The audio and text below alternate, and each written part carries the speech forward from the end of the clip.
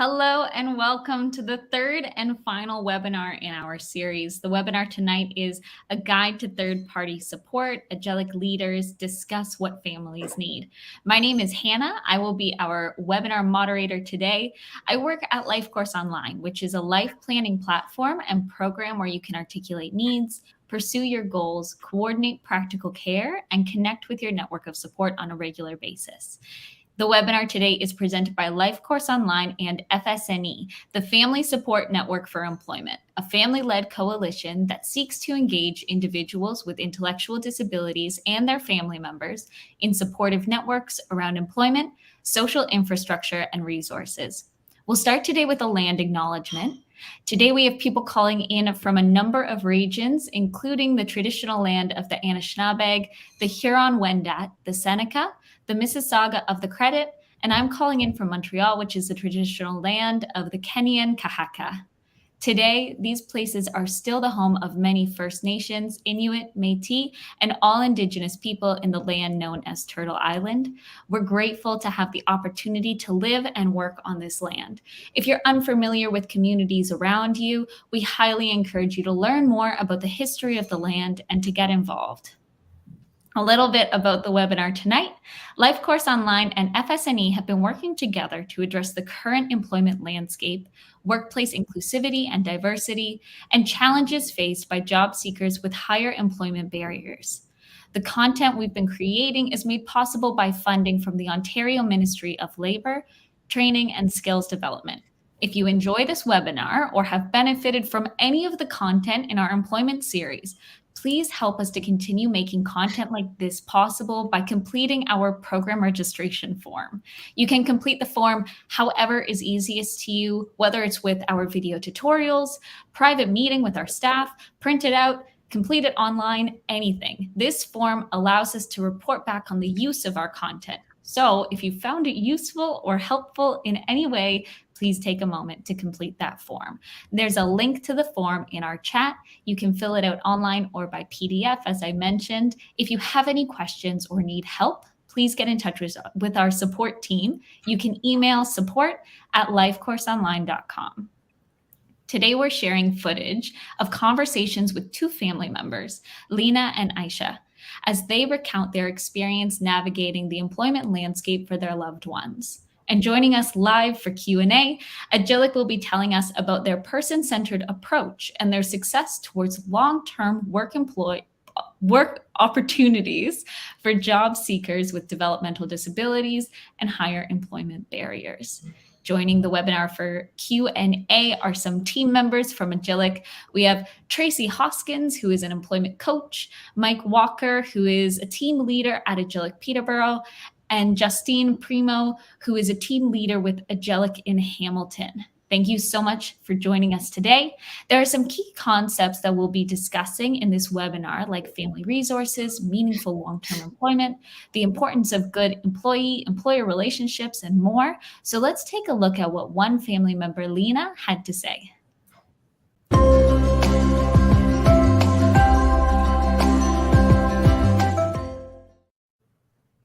Hi, I'm here with Lena Arango. Nice to meet you. Hi, nice to meet you. And Matthew is your son? Yes. So please tell us a little bit about him and your relationship with him. So Matthew is 22 years old.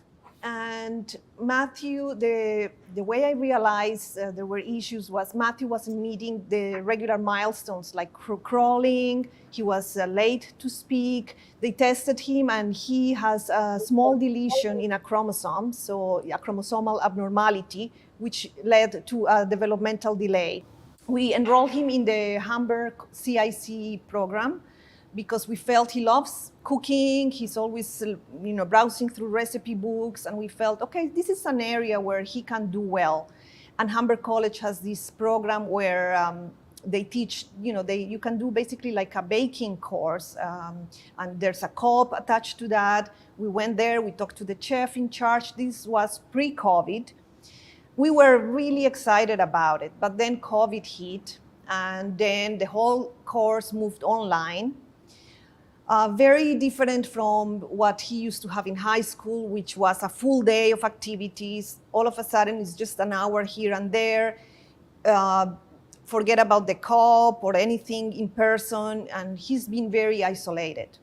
His sister, on the other hand, she's going to university, first year. He sees that she's independent. She has her friends. And he noticed this, and he kind of, in a way, feels like he wants to keep up with her. So from within, there's this desire to kind of belong and just kind of move a little bit away from his parents' protective bubble. So he has started taking the bus by himself, public transportation, and he just wants to get out there. He really feels like he wants to belong. He also registered for the food bank to be a volunteer, and he feels like, oh my God, you can see, like, it's heartbreaking but heartwarming at the same time. When I see him get ready for his day, he puts his watch on because he wants to make sure he's on time. He puts his sling bag, and then he takes off to go to the food bank to sort food, make sure that expired food goes where it belongs. And he comes back. You can see the satisfaction. He feels like there's meaning to his day. So that's very rewarding. So this has been kind of, for me, like he has a break from Humber College from now until September, from April until September. So this is his way of feeling the day. So I'm thinking he needs to find employment. There's no way he's going to be at home, without anything to do. There's just no way he's going to take that. So now I'm starting to investigate how the whole world of employment looks, and I'm scared. I'm scared because it doesn't look like the supports that I thought would be there waiting for us are there. And I personally feel like I have this responsibility on my shoulders that I'm supposed to know what to do, how to do it.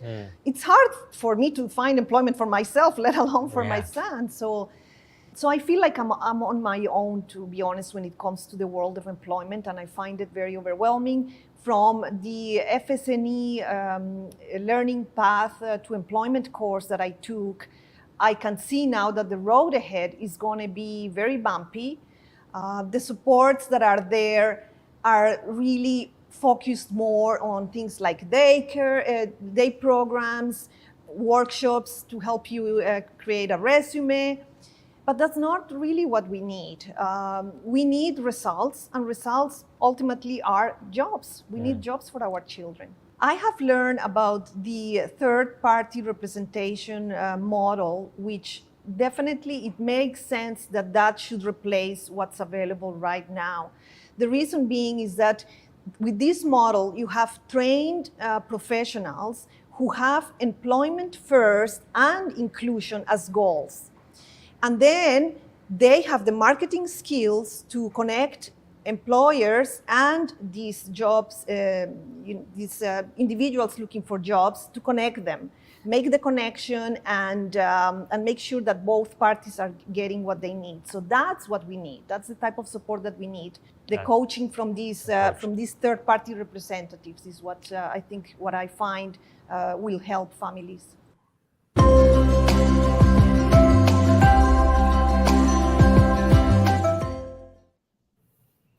Joining us today for Q&A, we have Tracy Hoskins, Justine Primeau, and Mike Walker. Before we jump into some of the questions that we have, and I'll mention, if anybody is viewing live and has questions that they think of, please feel free to toss it into the chats. If we don't get to it tonight, we'll try to address it online, but please don't be shy.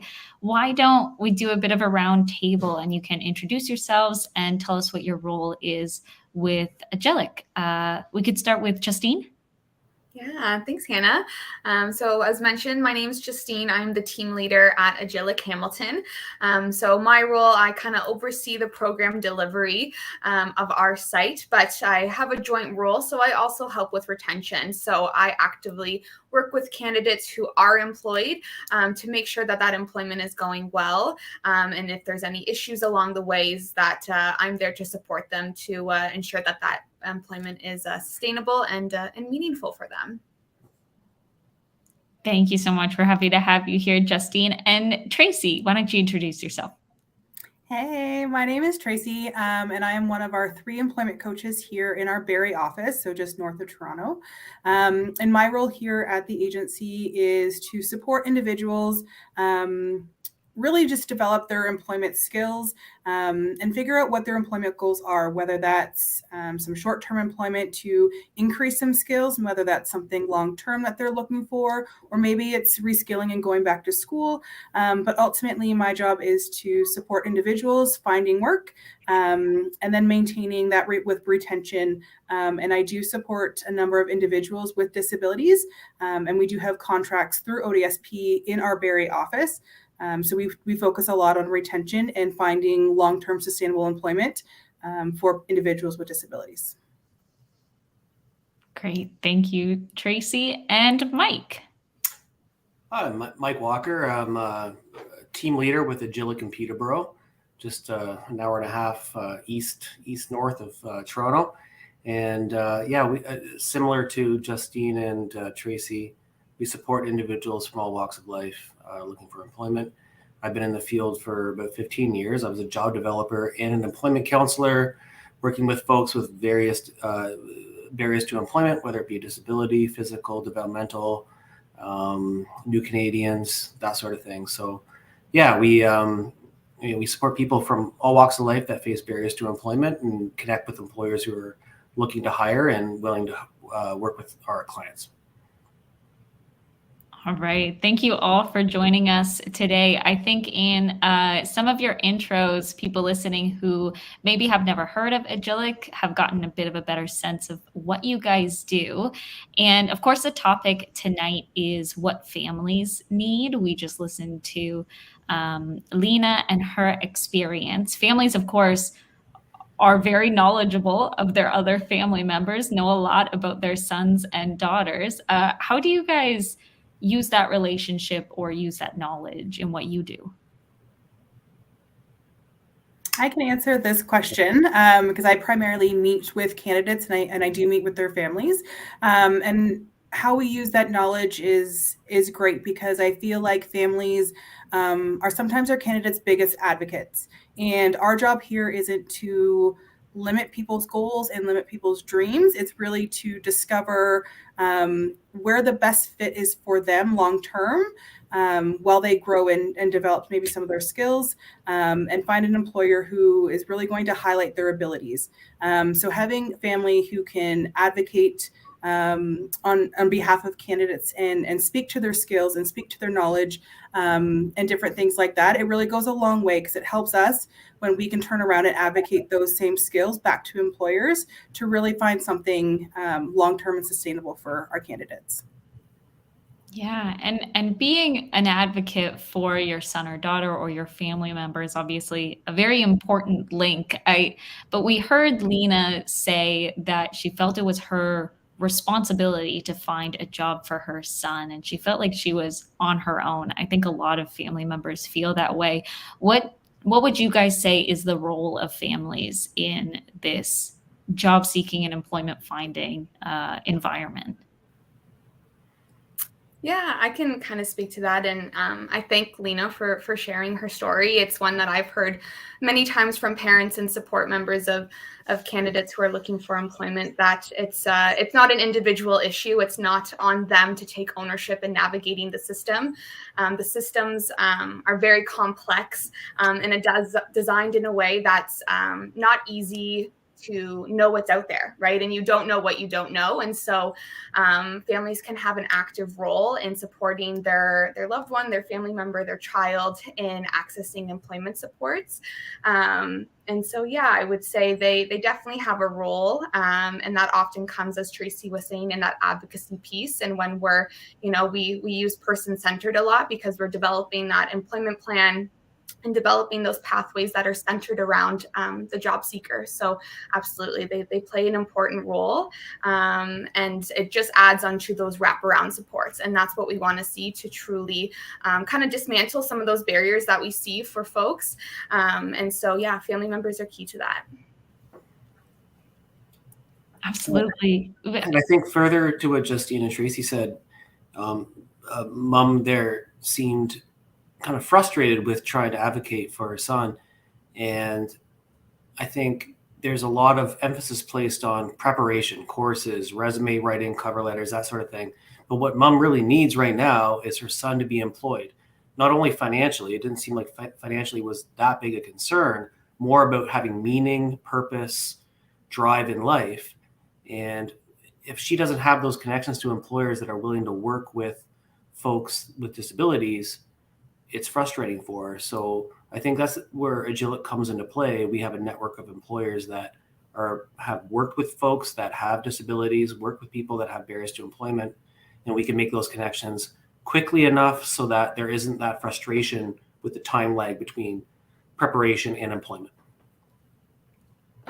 Absolutely. Something else that she mentioned was making sure that there were trained professionals and the need for trained professionals who see employment first and inclusion as a goal, and an importance on that connection between the employers and the job seekers, and making sure that both parties are getting what they need. What would your approach be to that problem? So I think that the approach that we have at Agilec is that we are very centered and relationship building, we'll say. So we typically focus a lot on retention, and we focus a lot on the fit with the company. So we go in and we're very hands-on. We do offer on-site job coaching, and we really make sure that we're checking in with the candidate on a regular basis once they've been placed with an employer, and vice versa with the employer. We want to ensure that any placement or any connection that we make with a candidate and an employer is going to go well. And if it's not, let's problem solve, making sure that maybe it's just something different. Is somebody out of routine? Is there something that we can put in? Is something, maybe we can make a list, something simple like that. Maybe we can color coordinate and a sheet for somebody to be successful. We really focus on how can we be successful within the company, and how can we add value for candidates to work within that employer. Fantastic. Thank you guys so much. We have a couple more questions, but we were able to sit down with another family member, a mother supporting her son in finding employment. So we'll take a quick second and look at what Aisha had to say.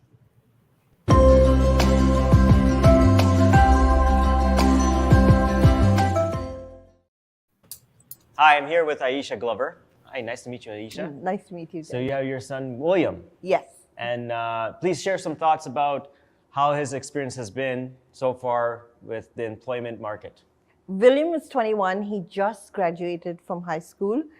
I started to look at the market, the employment market for him, because for me, sending him to a day program was not the best option, because after being through the course, listening to what was said, daycare is not. Daycare is for kids. Right. He's an individual. He has feelings. He should be treated like every other person in this community. We shouldn't be patronizing them to make them feel like they're not wanted, they're not needed. They are individuals. They need to work to earn a living. ODSP does not pay the bills. Right. So they need to be able to be employed, to feel like they're part of the community and be like everybody else. Just like you and me, we go to a job, we come home, we do stuff. That's what I want to see for him. So as you said, you're searching for the right sort of support team to yes. help him. Have Yes. you been facing any challenges in doing so far, or are you just at the initial steps? I haven't, I've been looking, and it's really hard Right. to find somebody. I don't know. I went to one place and they let me down. Now I have to go find somebody else now. Right.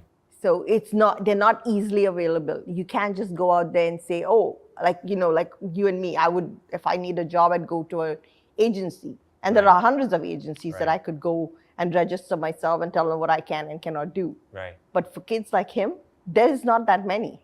So I heard you took the course with a group of families. Can you elaborate and tell me how that was and explain a little bit about that?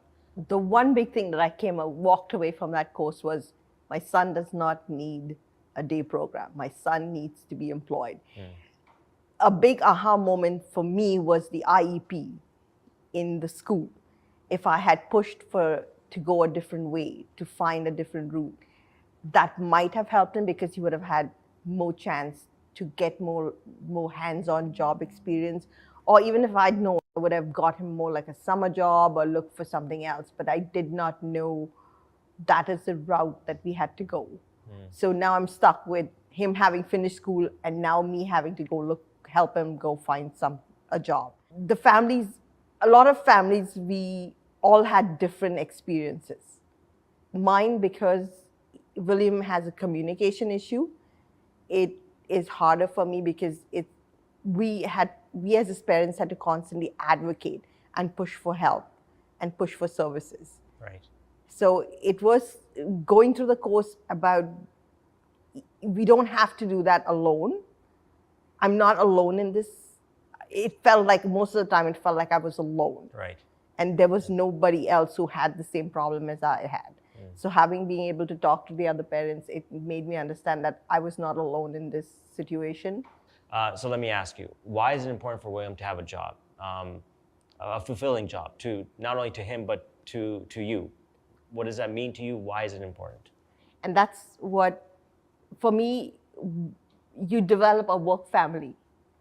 And you have a family, but you also have a work family. I want him to be able to go out, to be with people, after work, go out for dinner with them, do something with them, socialize with them. I want him to get out and build those kind of relationships, because it's not about family and only us. We're not going to be there forever. So I want him to have that other family, right, that other community who kind of wraps their arms around him and helps him get through life.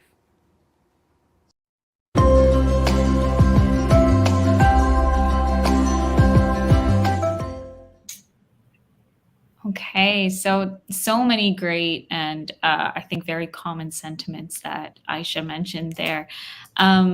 One, she mentioned taking the course, which is, of course, the Learning Path to Employment from FS&E course that really empowers families to have higher expectations and understand the value of employment and inclusion and understand the importance of the right support. So one question we have, what support does Agilec provide and how can families find it?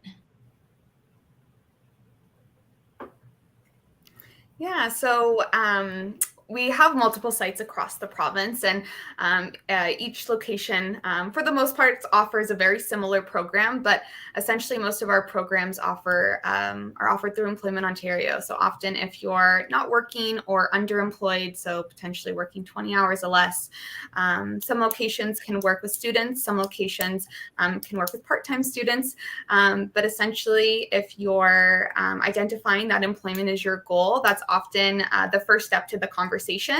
And so connecting with, your local site to your area is where you're going to start. We're pretty accessible across the province. We have physical locations, but we do offer virtual supports as well. And so through that conversation, if we even identify that we might not be the right support, then, we actively tap into the community and our community partners to identify what that right support might be. We got a question in, a bit of a follow-up on that too. So about Agilec's connections, what industries are you strongest in? The examples were retail, banking, IT, government.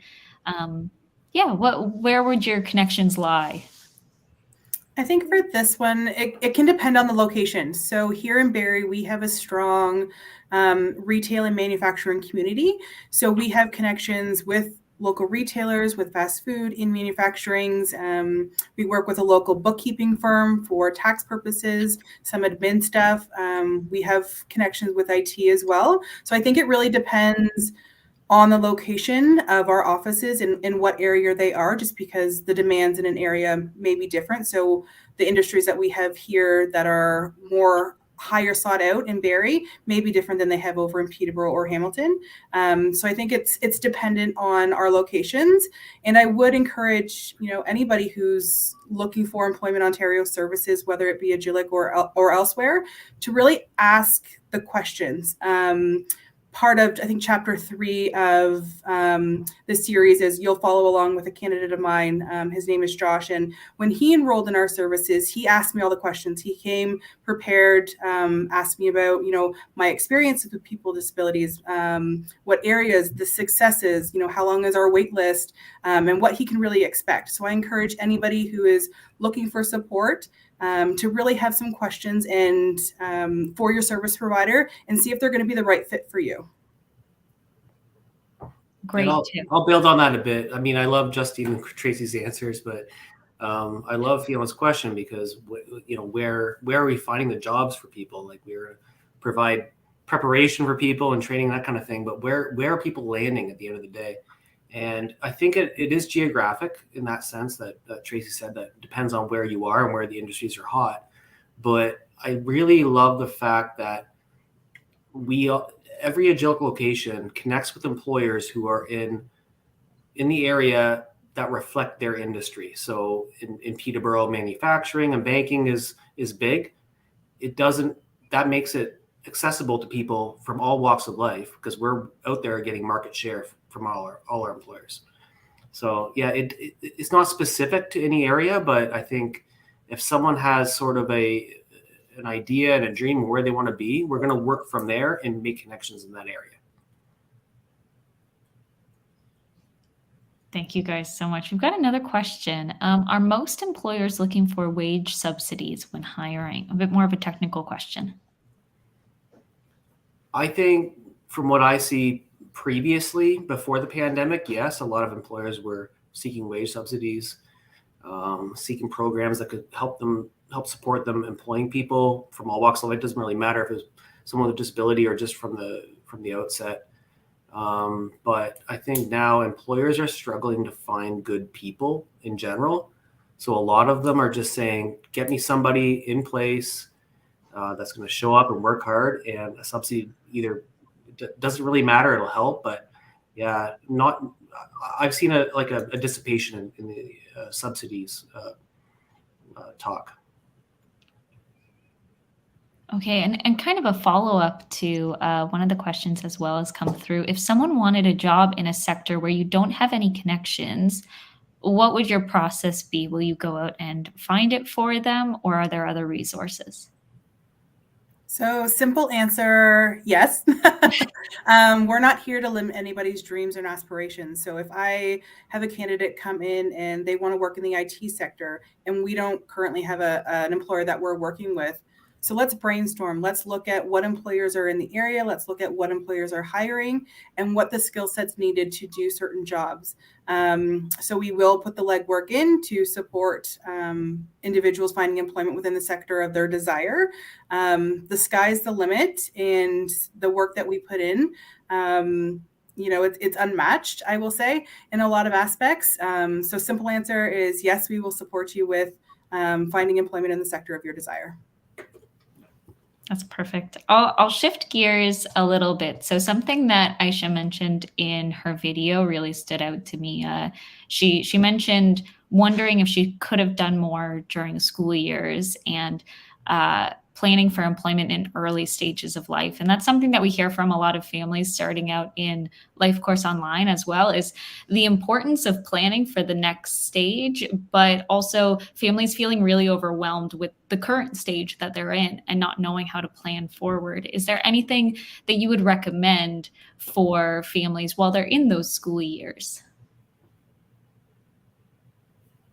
Yeah, again, I think that speaks to, a larger systems issue. And, for the most part with, students or youth who are leaving post or secondary school, there's very traditional pathways that are often encouraged, but that doesn't work for everyone, right? So, in my previous work, working with youth specifically, have more exploration and conversation around what they like to do, right? And sometimes that might center around continuing education, but that might be, getting into volunteering or looking for that part-time job so that they can really build those soft skills, right?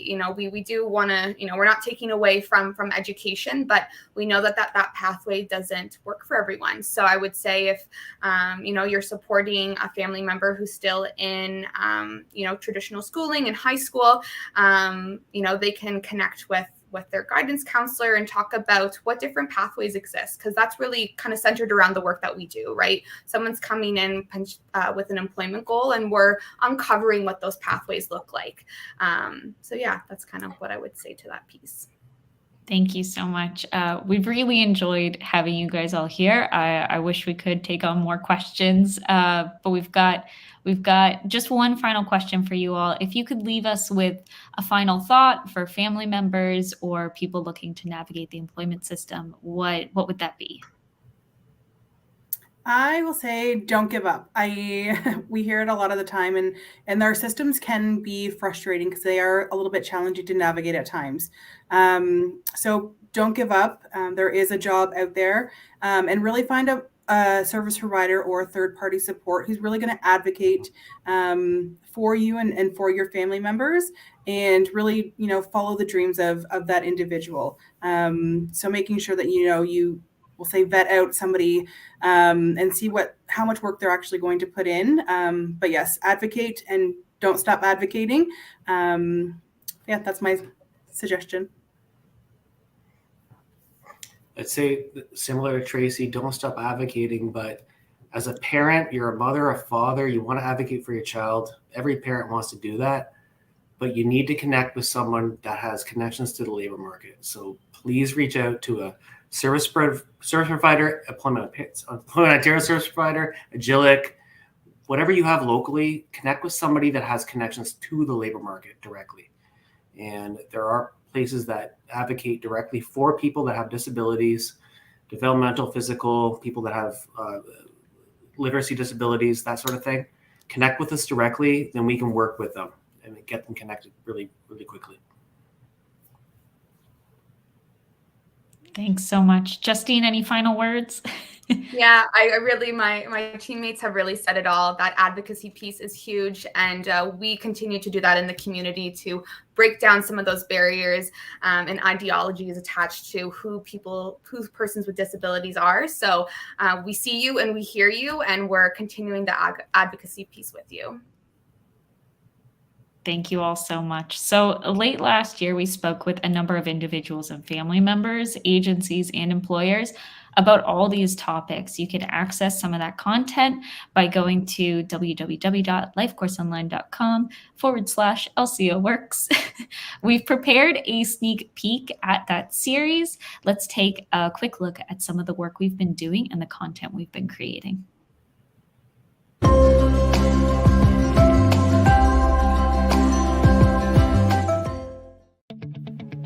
We advocate for employment opportunities and jobs in the open labor market for individuals with developmental disability who face higher employment barriers.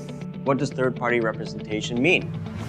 This is where an employment service agency assists as a trusted source to represent an individual to an employer. In Canada, only 25% of adults with developmental disability are currently employed. In Ontario, 80% of adults with a developmental disability can work competitively.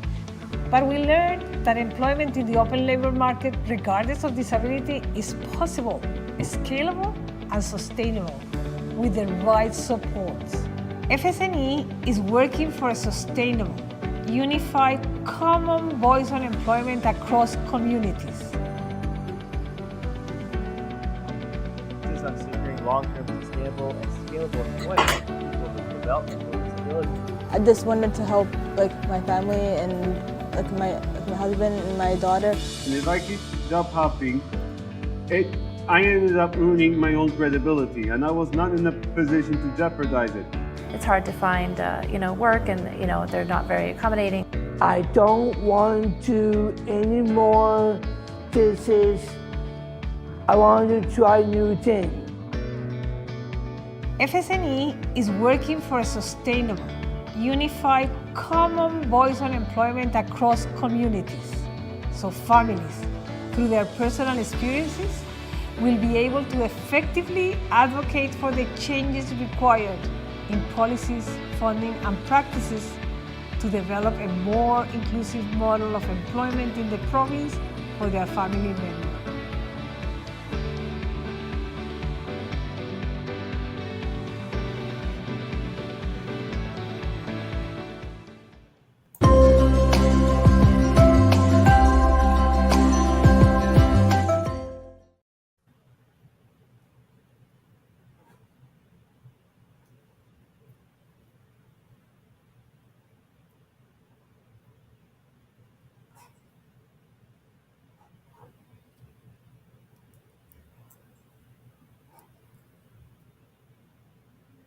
Oh, I think that Hannah might just be muted.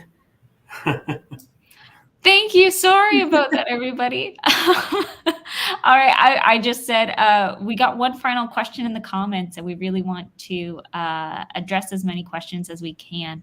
So could anybody speak to how we can convince the community about the importance of inclusion? Such an important question there.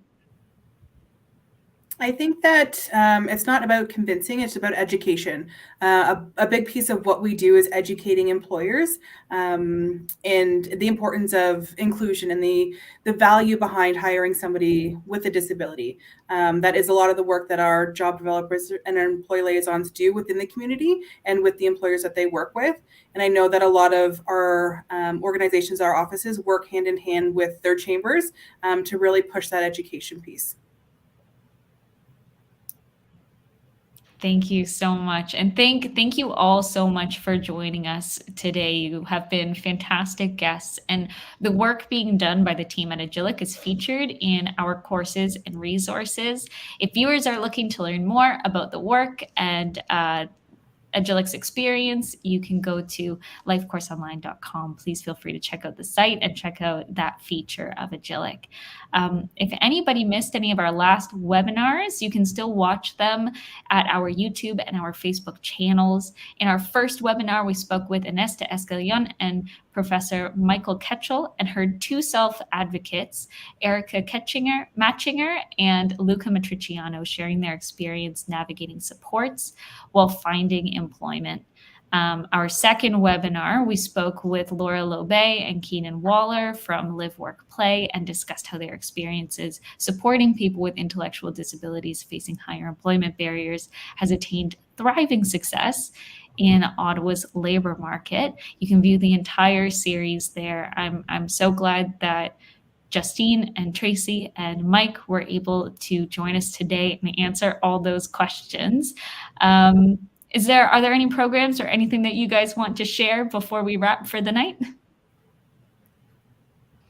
Yeah, I would say, Agilec is located across 13 communities across Ontario. And so should you have any questions, want to learn more about our services, you can go to our website at agilec.ca. And yeah, like we said earlier, if it's not us that is the right fit, then we will absolutely get you connected to who is. And yeah, here to answer any questions. Fantastic. Thank you guys so much. And of course, if anybody watching now has enjoyed this, it will be available to view after our stream. Please feel free to share with your networks.